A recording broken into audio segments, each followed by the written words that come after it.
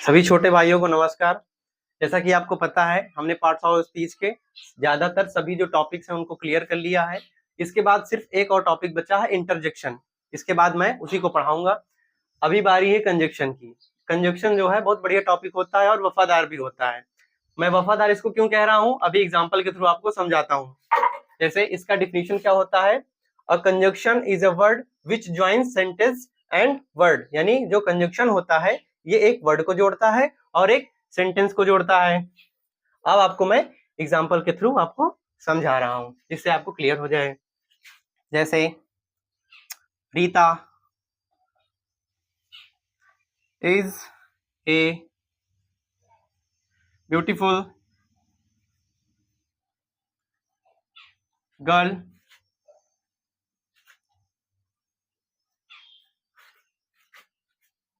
as well as intelligent।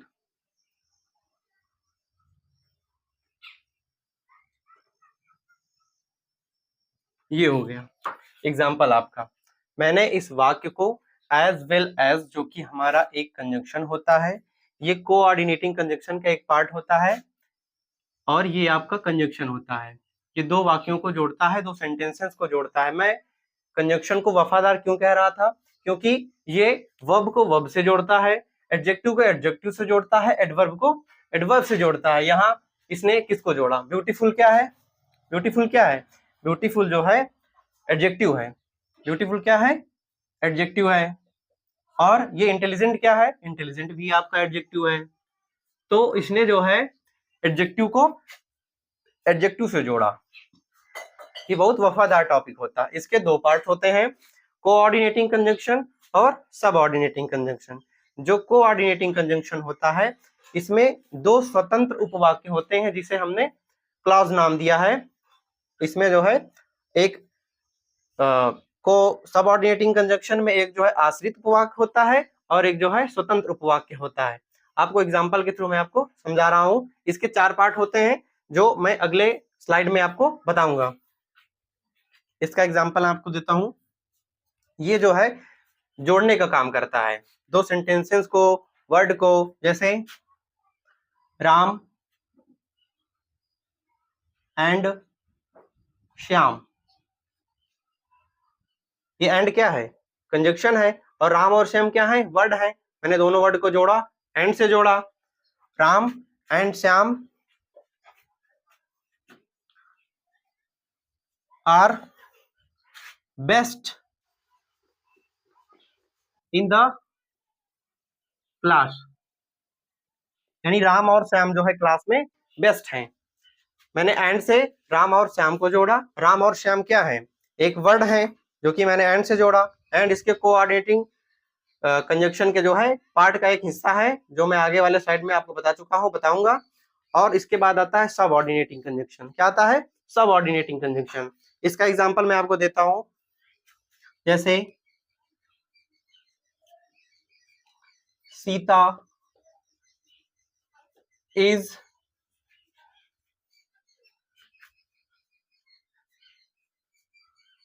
Intelligent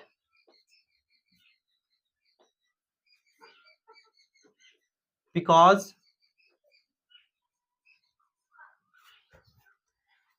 she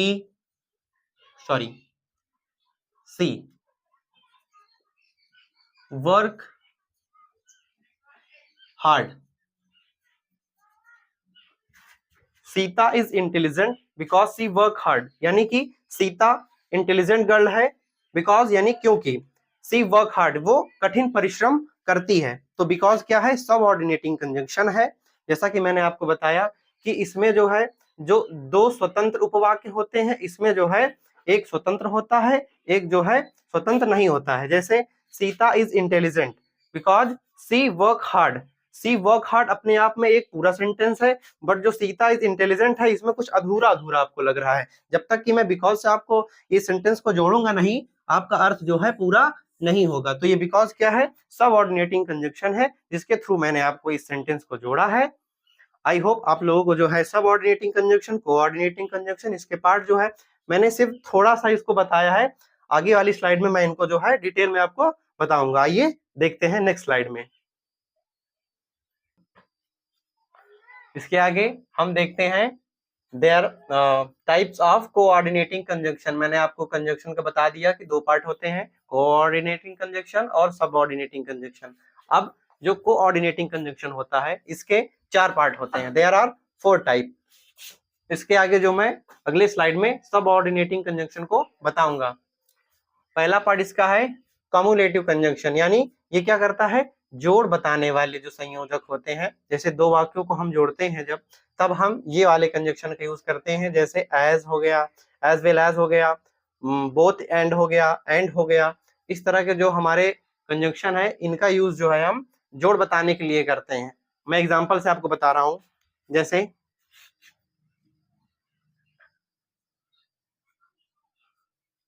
both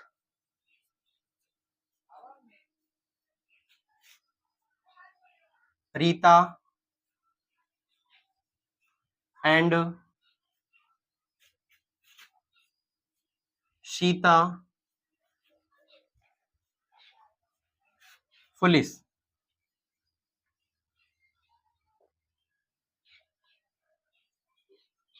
यानी both दोनों, रीता और सीता क्या है, मूर्ख हैं। यानी मैंने रीता को और सीता को बोथ एंड, ये मैंने यहाँ पर जो कंजंक्शन बताया है बोथ एंड, इससे जोड़ा है। देखिए बोथ और एंड, इसके बीच में जो है एक वर्ड आता है, उसके बाद इधर एक वर्ड आता है, तभी इसको हम जोड़ पाते हैं। मैंने इसलिए यहाँ पे डॉट डॉट रखा है कि इसके बीच में कोई आता है सेंटेंस या फिर वर्ड, ठीक है। उसके बाद जो है हम बात करते हैं अल्टरनेटिव कंजंक्शन की। अल्टरनेटिव कंजंक्शन क्या होता है, अल्टरनेटिव से ही स्पष्ट हो रहा है आपको कि अल्टरनेटिव मतलब क्या होता है, वैकल्पिक, यानी कि जो हमें विकल्प बताते हैं कि ये है, ऐसा है कि नहीं है, ठीक है। एग्जाम्पल से आपको बताऊंगा कि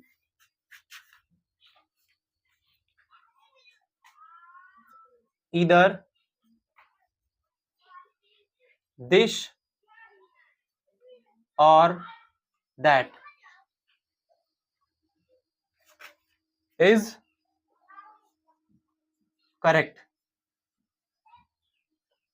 यानी कि ये तो, ये या तो वह सही है, यानी ईदर और। इसी तरह नीदर नॉर भी हम यहाँ पे लगा सकते हैं, neither this nor that is correct. यहाँ पे मैंने डॉट डॉट इसलिए रखा है कि इसके बीच में कोई शब्द आएगा, जैसे कि इधर यहाँ पे है, उसके बीच में मैंने दिस को यूज किया है, उसके बाद और आया है, इधर दिस या तो यह या तो वह सही है। उसके बाद आता है एडवर्सेटिव कंजंक्शन। एडवर्सेटिव कंजंक्शन क्या होता है, विरोध बताता है। क्या बताता है, कोई काम जैसे हम करते हैं तो कोई विरोधी आ जाता है ना कि भाई ये मत करो, तो उसी तरह एक कंजंक्शन भी इसमें है, विरोध बताता है। जैसे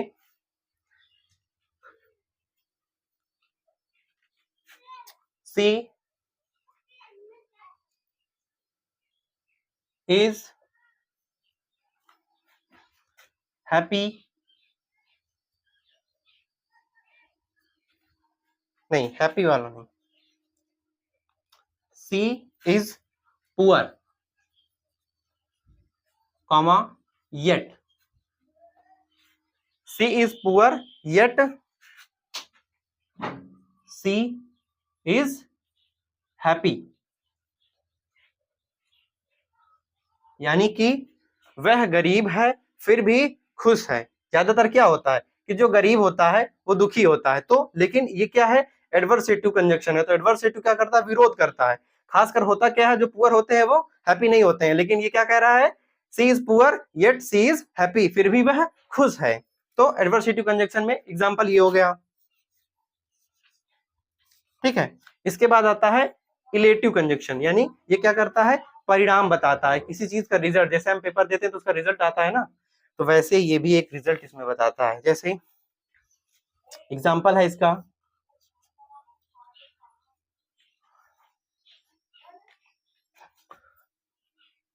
राम इज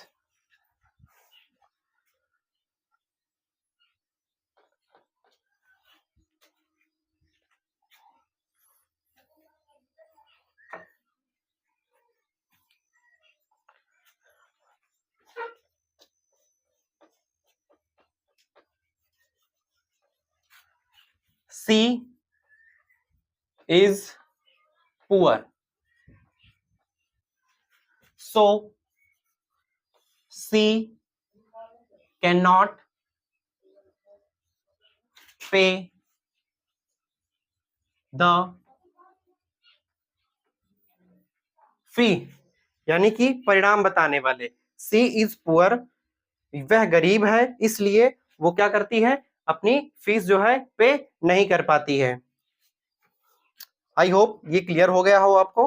इलेटिव में सो देयरफॉर, इसके जगह पर हम देयरफॉर का भी यूज करते हैं, इसके जगह पर हम, यानी कि इसका इसलिए होता है हिंदी। सी इज पुअर, इसलिए सी कैन नॉट पे द फी, वह गरीब है इसलिए वह अपनी फीस पे नहीं कर पाती है। आई होप ये कंजक्शन के जो कोऑर्डिनेटिंग कंजक्शन के जो पार्ट हैं आपको क्लियरली स्पष्ट हो गए होंगे। अब इसके आगे जो है सब ऑर्डिनेटिंग कंजक्शन को हम देखते हैं।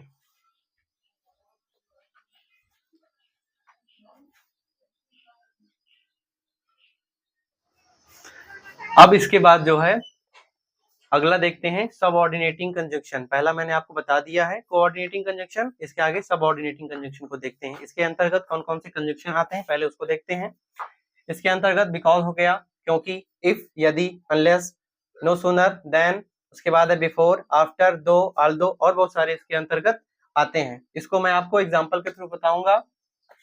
जैसे ही कैन नॉट वॉक, अब ये क्या है, कंजक्शन यहाँ पे लग गया है, ये क्या है, कंजक्शन है। ही कैन नॉट वॉक, वह नहीं चल सकता क्योंकि, ही इज वीक, वह कमजोर है। He can not walk because he is weak, तो हमने इसको बिकॉज से जोड़ा जो कि एक सबऑर्डिनेटिंग कंजक्शन है। इसके बाद देखिए अगला है ही कैन नॉट सक्सीड, वह सफल नहीं हो सकता, अनलेस, जब तक, ही वर्क हार्ड, जब तक वह कठिन परिश्रम नहीं करेगा। आप भी तब तक सफल नहीं होंगे जब तक आप कठिन परिश्रम नहीं करेंगे। तो अनलेस जो है सबऑर्डिनेटिंग कंजक्शन का एक पार्ट है, इसे कहते हैं जब तक। ही कैन नॉट सक्सीड, आप सक्सेस नहीं होंगे जब तक कठिन परिश्रम नहीं करेंगे। तो ये क्या है, एक कंजक्शन है जो कि सबऑर्डिनेटिंग कंजक्शन है। अगला आता है दो, he was poor yet he was honest, यद्यपि वह पुअर है फिर भी ऑनेस्ट है। तो ये क्या है, दो और येट, यहाँ पे दो कंजक्शन लगे हुए हैं और इससे हमने इस सेंटेंस को जोड़ा है। दो ही वाज पुअर, यद्यपि वह गरीब है फिर भी ऑनेस्ट है। इसके साथ जो है आपकी कंजक्शन की पूरी क्लास खत्म होती है। और इसकी मैंने आपको दोनों पार्ट जो होते हैं कोऑर्डिनेटिंग कंजक्शन और सबऑर्डिनेटिंग कंजक्शन दोनों डिटेल में आपको बता दिया है।